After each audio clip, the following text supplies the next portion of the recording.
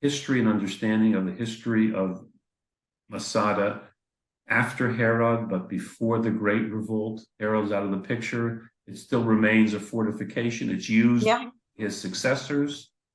Right. So basically Masada would have been located, you're right, Masada would have been located in the territory of his successors after his death in 4 BCE, right? And so what happens is that let me just close this out so I don't get the noise here.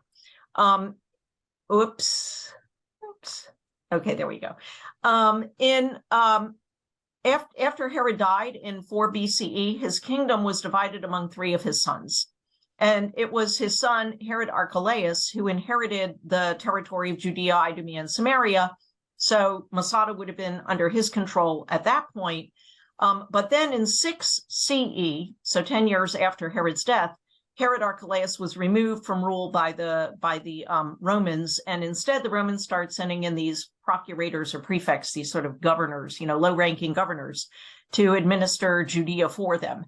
And so basically, Masada would have been part of the territory under their control until the outbreak of the first Jewish revolt against the Romans. Now, we don't have no references to anything that happens at Masada during this time until we get really to the outbreak of the revolt.